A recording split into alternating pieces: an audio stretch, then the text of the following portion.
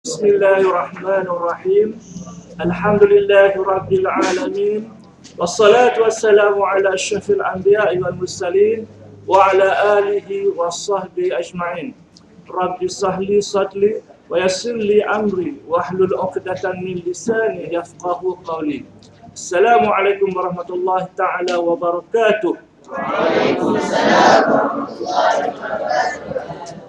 Alhamdulillah, malam ini kita berkuliah secara langsung daripada Ma'had Al-Azhar Pokok Senar Kepala Batas.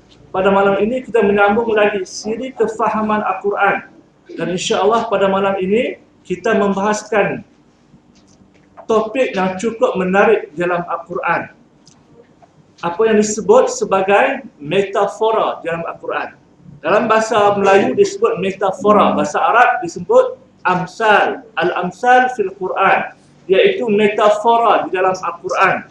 Kalau tuan-tuan pernah belajar sastra Melayu, kesusastraan Melayu, kan, dia ada istilah metafora, iaitu ibarat-ibarat ataupun kiasan yang Allah datangkan di dalam Al-Quran. Jadi kenapa Allah nak kena datang kiasan? Macam nak berpantun-pantun pula, bukan yang nak kahwin. Allah datangkan kiasan dalam beberapa topik apabila Allah tahu sekiranya diceritakan secara terus isu-isu seperti ini, manusia tidak mungkin faham atau salah faham atau tidak berkesan penyampaiannya. Maka Allah datangkan perumpamaan. Banyak perumpamaan yang Allah datangkan, sama ada mengumpamakan benda-benda ataupun haiwan-haiwan.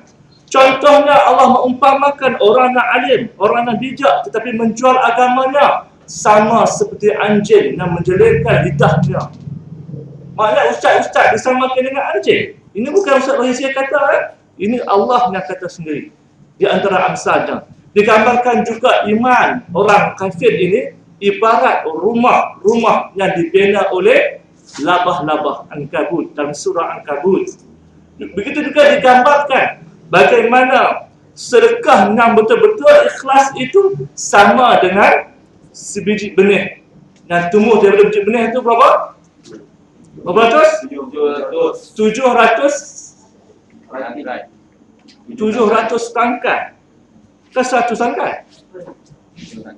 7 tangkai yang ada 100 setiap satunya. Bagi menggambarkan banyaknya pahala yang akan diperolehi dengan menderma. Kalau Allah nak kata derma itu banyak mana, macam mana Allah nak nasukan pahala itu? Nak kena kilo ke? Kilogram ke? Kilometer ke? Bukai ke? Tak mungkin manusia boleh faham pahala, banyaknya pahala sedekah itu bagaimana. Lalu Allah datangkan amsal ataupun perumpamaan. Jadi apa yang nak saya bentangkan pada tuan-tuan pada hari ini ada sebahagian daripada bahan yang saya kumpulkan mengenai metafora atau amsal dalam Al-Quran yang insya-Allah akan dibukukan. Tajuk buku ini insya-Allah kalau diluluskan ialah Metafora Suci dari Langit. Akan diterbitkan insya-Allah oleh Karangcraft. Cetakan pertama 10,000 katanya. Dan akan dibuat dalam bentuk 4 color.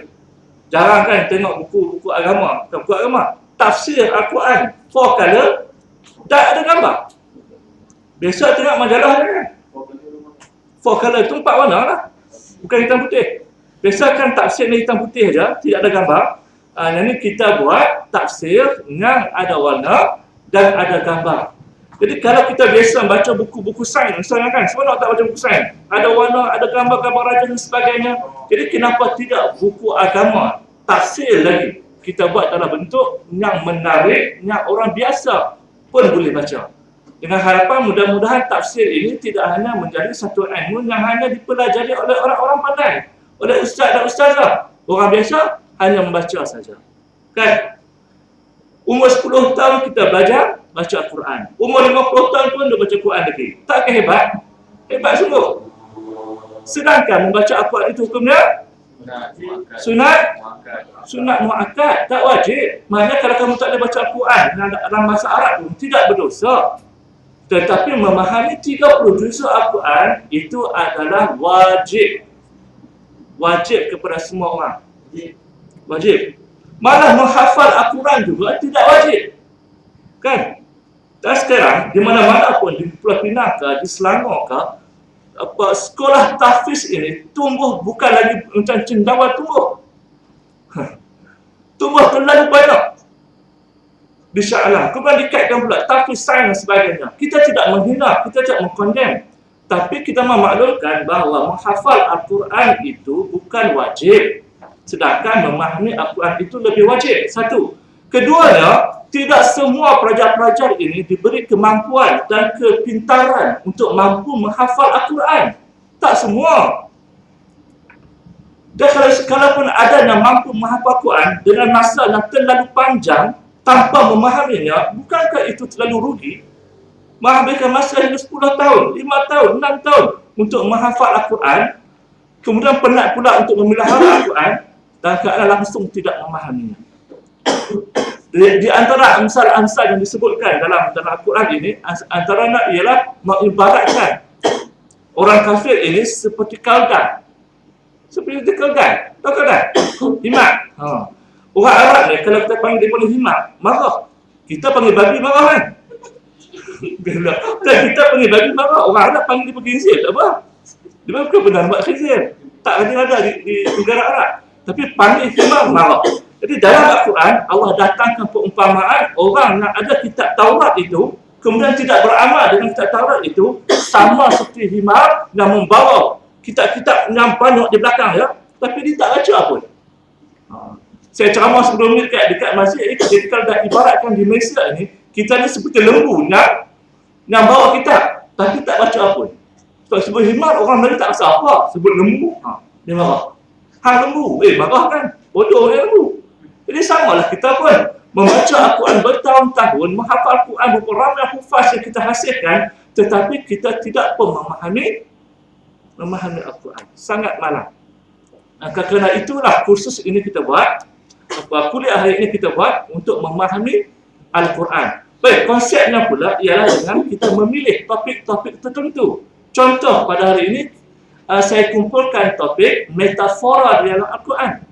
Banyak rupanya, saya ingatkan sikit. Bila kaji balik, rupanya metafora dalam Al-Quran cukup banyak. Kaji balik dan kita fahamkan ayat-ayat ini sedikit demi sedikit, sampai habis. Baru senang faham. Yang satu.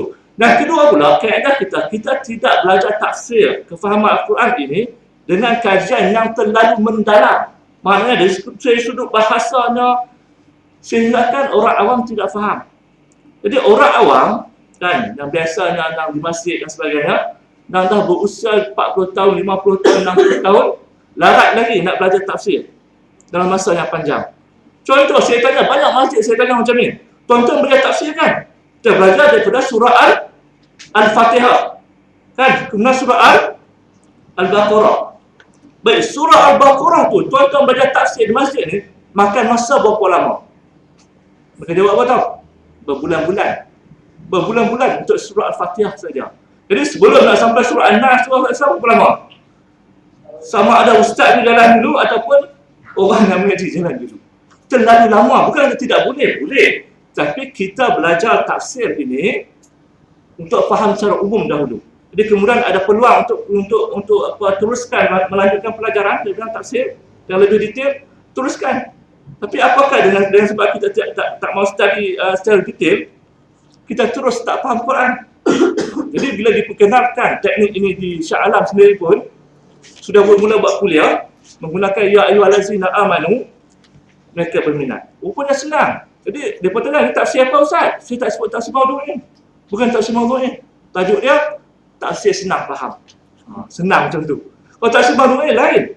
Orang ni pun buat juga kuliah, tafsir maudhu'i. Tapi huraian tafsirnya itu terlalu detail, menyebabkan orang awam tidak boleh faham. Dan mengambil masa terlalu lama. Boleh faham? Baik.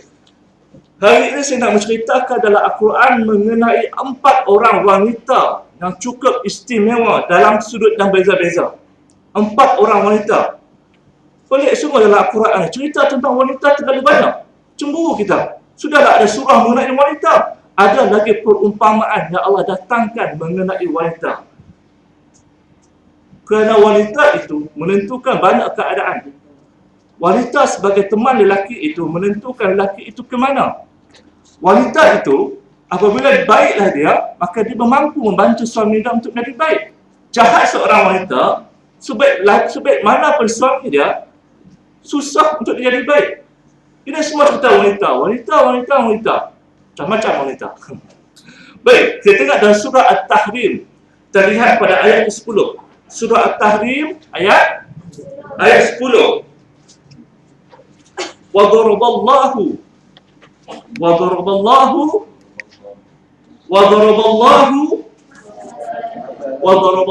مَثَلًا. Allah berikan perumpamaan. Baik, bila Allah sebutkan dalam ayat Quran doroba makna apa? Asal maknanya pukul, tapi dalam ayat ini maknanya memberikan perumpamaan. Jangan duk terjemah Allah pukul pula. Allah pukul satu misal, tak. Allah memberikan satu perumpamaan. Wa daraballahu masalan lil ladzina amanu. Allah memberikan maaf itu dah ke-11, saya ambil yang ke-10. Daraballahu masalan lil ladzina kafaru. Allah memberikan satu perumpamaan bagi orang-orang kafir. Allah memberikan perumpamaan, metafora, contoh kepada orang kafir mengenai dua perempuan yang tempatnya di neraka, iaitu Imra'atan Nuh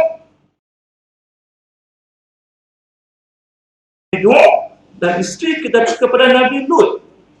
Kedua-dua mereka ini isteri, iaitu orang yang paling rapat dengan suami mereka yang diangkat sebagai Nabi. Atau dengan bahasa lebih mudah saya kata macam ni lah. Kedua-dua mereka ini isteri ustaz masuk neraka lah. Ibaratnya nak kata macam tu lah. Jadi kalau isteri Nabi pun boleh masuk neraka, isteri ustaz tak payah masuk neraka lah. Bila nilai masa saja boleh. Kerana tahta abdaini, dan kedua-dua perempuan ini berada di bawah naungan, di bawah peliharaan dua orang hamba kami. Min ibadina salihaini, dua orang. Salihun, salihan, salihaini, dua orang, iaitu Nabi Nuh dan Nabi Lut. Fakholatahuma, kemudian kedua-duanya ini mengkhianati suami mereka. Jadi para mufassirin mentafsirkan apa yang isteri khianat. Dia degil ke, ketegak ke, tak dengar cakap ke, dia biadab ke, dia tak masak nasi kat suami dia ke, dia tidak mau layan suami ke di tempat tidur ke, atau bagaimana? Mufassirin menyatakan isteri Nabi Nuh, isteri Nabi Lut, mereka kedua-duanya isteri yang baik dengan suami mereka, menjaga kepentingan suami mereka. Jadi tanggungjawab sebagai isteri dia buat semuanya. Jadi apa masalahnya mereka dikatakan khianat?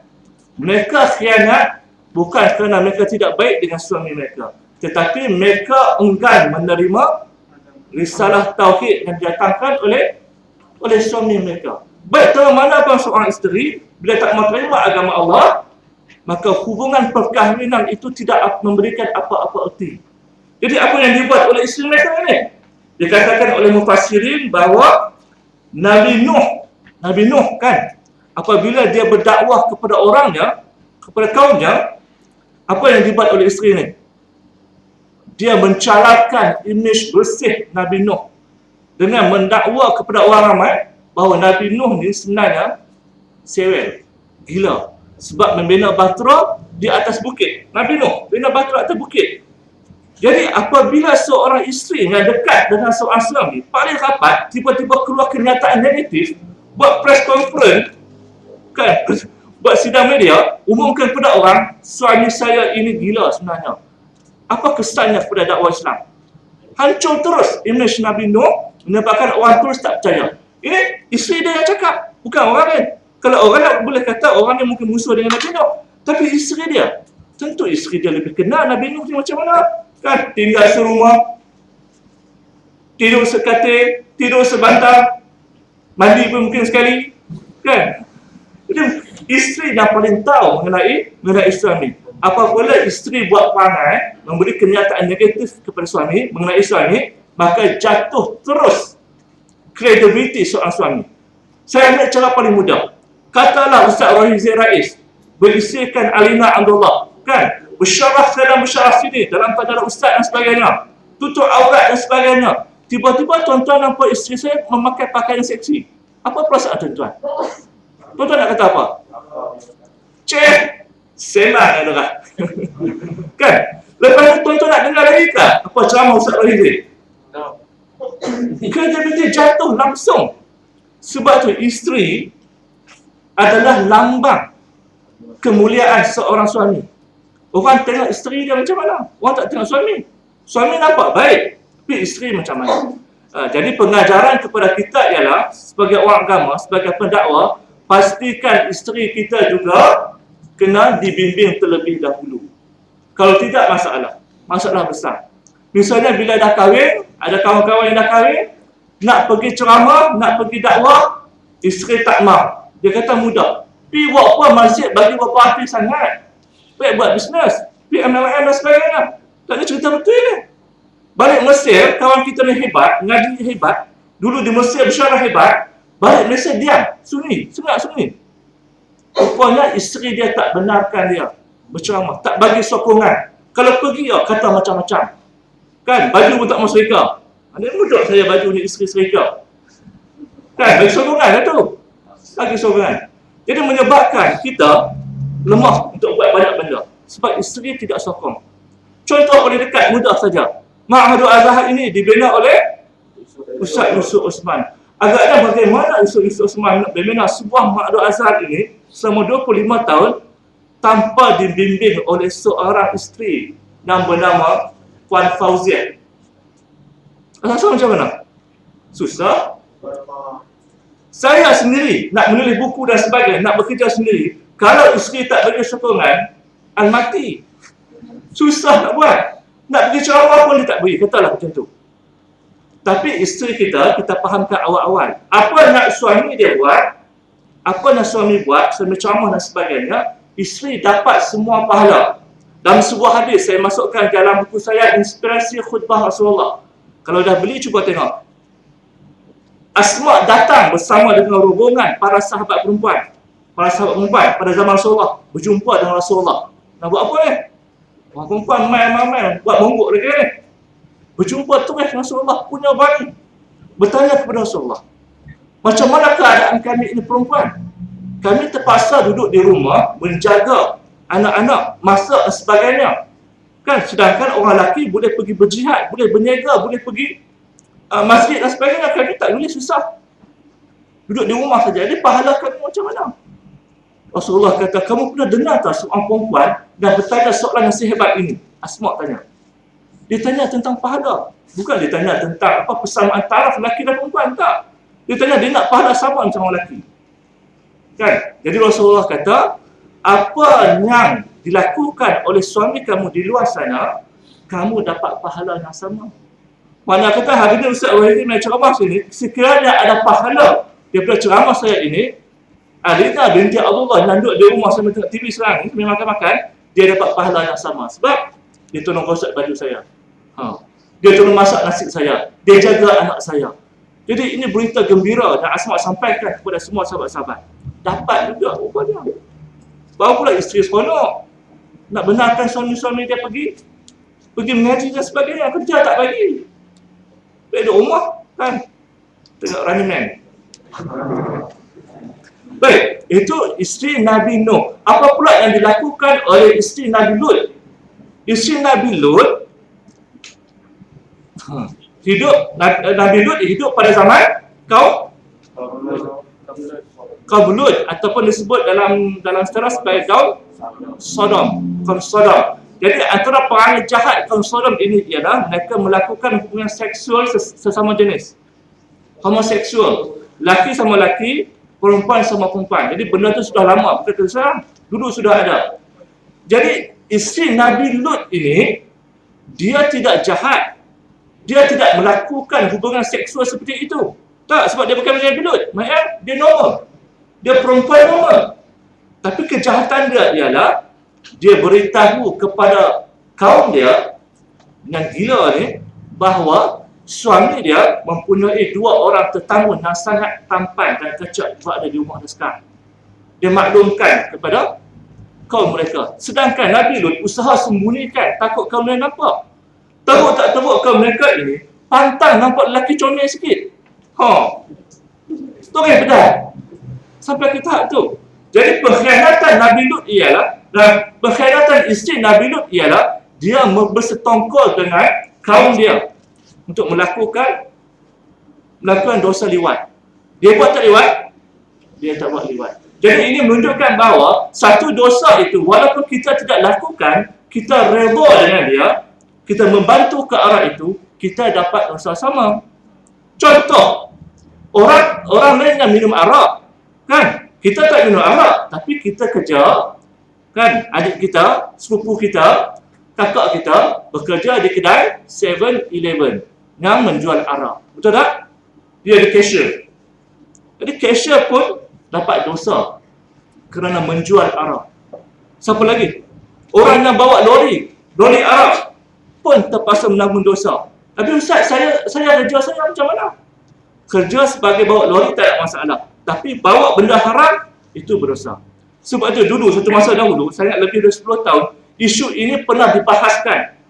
Menyebabkan kerajaan boleh paksa syarikat-syarikat besar, komplek-komplek besar, yang ada arak, ada babi dan sebagainya, ada kaunter khas. Orang bukan Islam yang jaga. Arak, babi dan sebagainya datang situ. Hak orang Islam kita ni, benda lain. Sekarang tidak ada. Pertama kalau 7-Eleven, cashier 2 orang kadang-kadang, 2 Melayu. Arak ada yang tu. Nak bayar kat siapa tu? Kita kena beritahu adik-adik kita, beritahu sepupu kita, jangan duk kerja macam tu. Habis SPM kerja kat 7-Eleven. Tak boleh. Cari kerja lain lah. Nampak? Sama juga keadaannya kalau misalnya abang minta beli rokok. Kita tolong beli rokok pun, ya berdosa juga. Bayangkanlah. Sama macam isteri Nabi Lut, dia tidak lakukan riwayat, tapi dia menggalakkan. Saya ingat seorang waktu di Pondok Pasir Tumbuh, ada seorang lelaki tu, dia baru nak insaf. Dia terlibat dalam dunia artis. Kan? Jadi walaupun dia sudah insaf, dia tak minum arak dah, dia dah mula semayang, tapi dia masih mengunjungi disko-disko dan belanja kawan-kawan minum arak. Sebab dia tak faham. Dia kira dia tak minum, dia tak dosa. Dia belanja kawan-kawan minum arak, dia tak minum. Dia pun dosa juga. Macam tu. Begitu juga apabila kita buat satu perkara yang membawa kepada keburukan, maksiat, kita tanggung semua dosa tersebut. Nak buat berlakon misalnya, kan? Berlakon filem yang menggairahkan misalnya. Apabila orang gairah melakukan dosa, kita tanggung sama. Tulis buku pun sama. Tulis buku novel, orang kata apa kaitan tulis novel ini dengan Islam? Tak ada kan? Saya kata ada. Saya beri penerangan pada guru-guru, ustaz dan ustazah untuk menulis buku novel dan juga buku kanak-kanak. Apabila kanak-kanak melihat ini, remaja membaca buku kita dengan gairah, kemudian menjurus mereka itu melakukan onani dan sebagainya, kita tanggung dosa. Jangan ingat kita dah dewasa, kan? Kita tulis buku, mungkin tak terasa sangat sebab kita dah kahwin. Tapi anak-anak remaja membaca buku novel dan gairah ini, mereka terangsang. Sampai mati kan? Kan?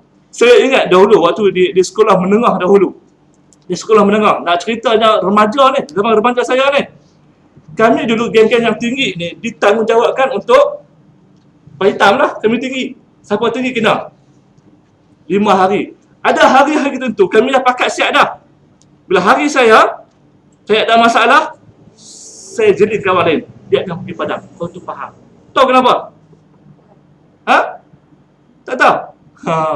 Sebab dalam waktu remaja itu, nafsu baru berkembang. Tak boleh bangun, malu. Tak faham ke?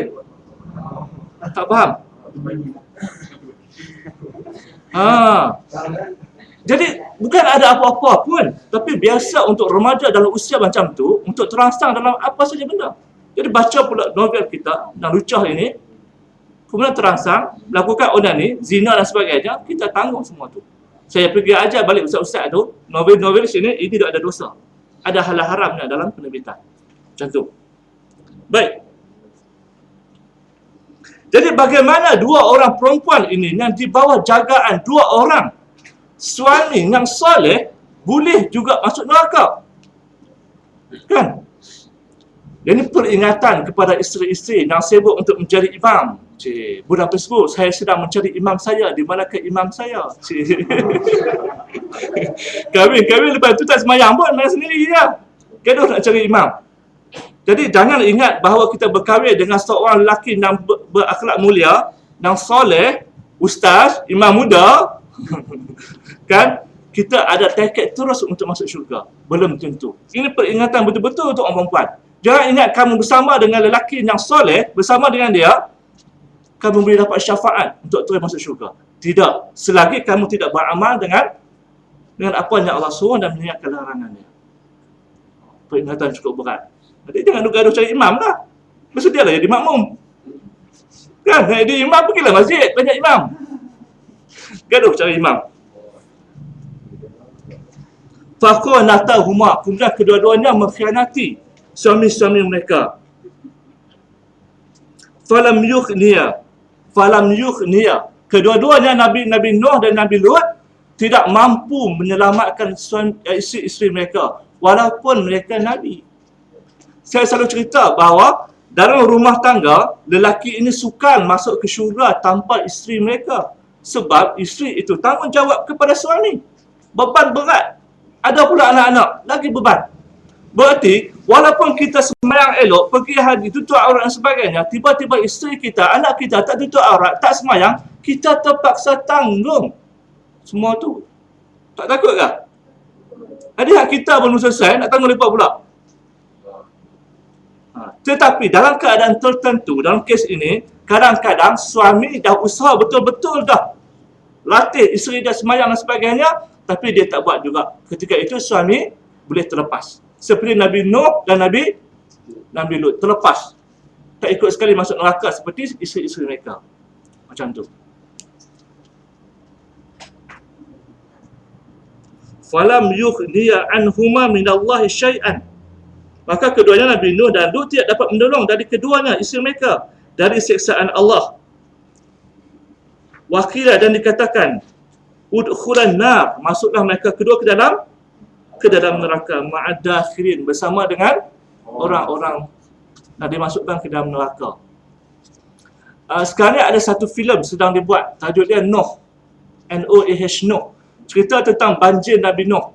Pelakonnya Russell Crowe. Russell Crowe kan? Saya dialek lain, British, ini lain sikit. Sudah ada trailer dia. Jadi dilakonkan balik macam mana berlakunya banjir itu. Jadi ramai kawan-kawan tu kat Facebook, tak sabar nak tengok ini. Saya beritahu kat Facebook itu, tak boleh tengok ini dan tak dibenarkan ditayangkan di Malaysia.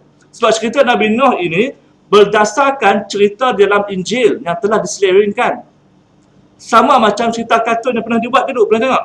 Cerita Nabi Musa. Cerita Nabi Musa. Apa tajuk dia tu? Prince apa tu? Cerita Nabi Musa. Saya diharamkan. Berdasarkan cerita Nabi Musa di dalam Injil. Tak boleh ditayangkan. Rosak akidah kita. Ya?